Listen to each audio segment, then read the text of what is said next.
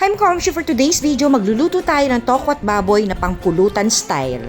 Hi, ang sarap ng hangin. Kapet playlist, perfect timing. Maliit na bagay, nagpapasaya. Oh, ma'am, she Lizette, you're glowing today. Puro good vibes, yan ang ganda. Every day is a brand new start. Oh, ma'am, she Lizette, you're glowing today. At eto nga, bibili muna tayo ng taho. Actually, dito ako bumibili ng tokwa.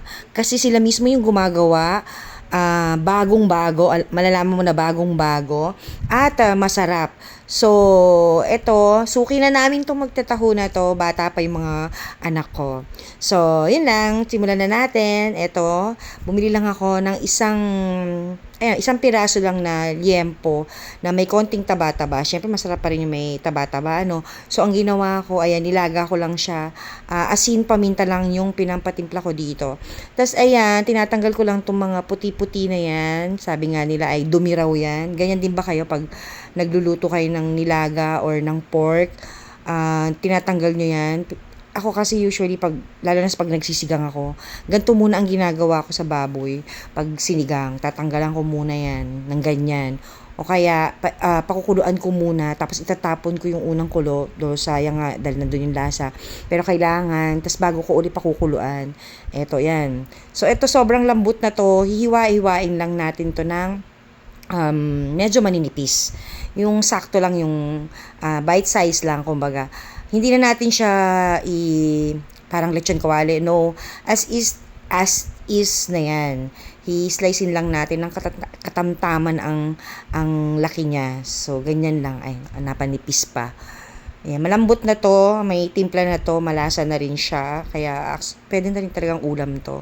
So, ito naman yung style na gagawin natin pang pulutan style. So, iba-iba kasi din yung pagluluto ng tokwat baboy, ano? Meron kasing tokwat baboy na talagang pa-adobo, diba? Tapos nilalagyan ng celery or kinchay, ganyan. Tapos tsaka ilalagay yung tokwa. So, ito naman, ganitong style naman ang gagawin natin. Ito na yung tokwa na binili ko doon sa magtataho. Tingnan nyo, maganda yung tokwa niya. Talagang fresh na fresh. Kasi ginagawa nila yan talagang gagawin nila bago. Tapos di-deliver na kinabukasan. Kaya masarap talaga siya. So, ito, naprito ko na, yon. Tapos hiwain pa natin to ng maliliit. Yan. Ganyan lang kanipis yung ginawa ko. So, hiwain lang natin. Ang cube-cube lang natin to. Yon. Ibang style to, ha. Ibang style na pampulutan. Yan, ganyan naman ang gagawin natin.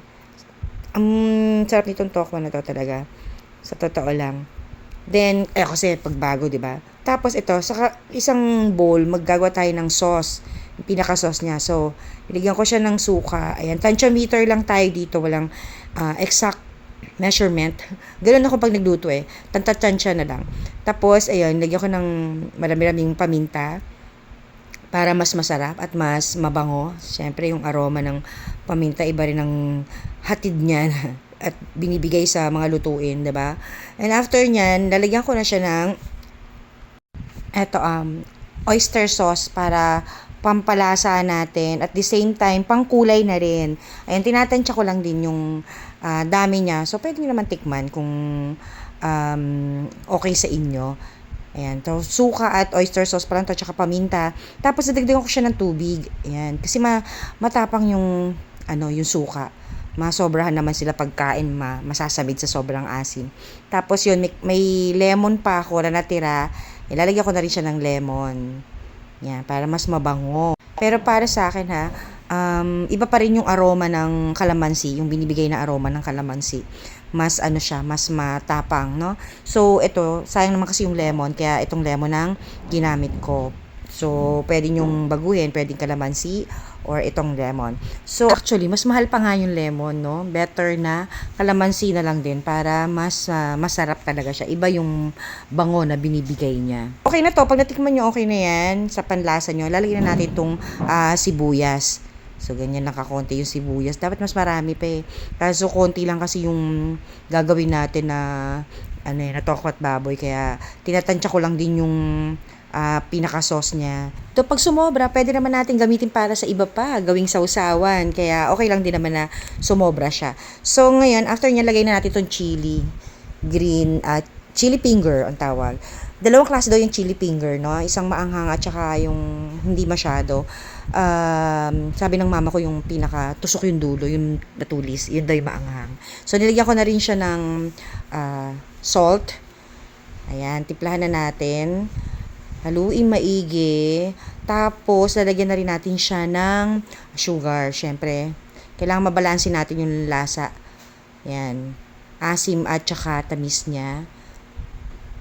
Yung iba, ay nga pala, yung iba rin pala, instead of oyster sauce, ay toyo ang ginagamit nila. Pero kasi sa akin, kaya oyster sauce, para kasama na yung pampalasa. Ganon. So, ayan, okay na yan. Ready na yan. Ibubuhos na lang natin to sa ating hiniwang tokwa at saka baboy. O, di ba? Pag sumobra yan, pwede na rin natin itabi for other purposes, pang sausawan. So, ito na yung tokwa. Naka-cube na siya. Dito ko na lang imimix sa aking pan kasi marami-rami din yung toko na nagawa natin. So, i-combine na natin itong ating hiniwa-hiwang baboy. And also pala, mas masarap din dito ang ginagamit nila yung pork paste, yung mukha talaga ng baboy. Yun inaano kasi nga mataba-taba. Tapos yung iba naman, instead na ganito, kinikrispy nila, 'di ba? Sarap din 'yon. So ito na yung ating sauce. Ito na yung ginawa nating mixture. Ibubuhos na lang natin 'yan dito. Then ayun, that's easy, tapos na pagkabuhos. Yan, kailangan lang mahalong maigi na malagyan yung ating tokwa at saka yung ating baboy ng ating mixture. Ganyan lang ka-easy. Bango. Bango niya kasi gawa nga nung syempre yung siling haba din, may malaking factor yon. Mas lalong babango pa to kung kalamansi ang gagamitin ninyo. So, ayan na, ready na yan. Pwede na ilabas yung ating Red Horse at saka beer.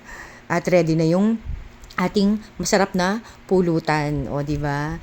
Pwede rin to, bagay rin to sa sa goto, no? Toko at baboy. Masarap sa goto, tapos masarap din yung sauce na ginawa nyo. Ay, nako, grabe. So, yun lang. Maraming salamat sa suporta at sa panonood. Baka hindi ka pa nakasubscribe sa aking YouTube channel, please do so.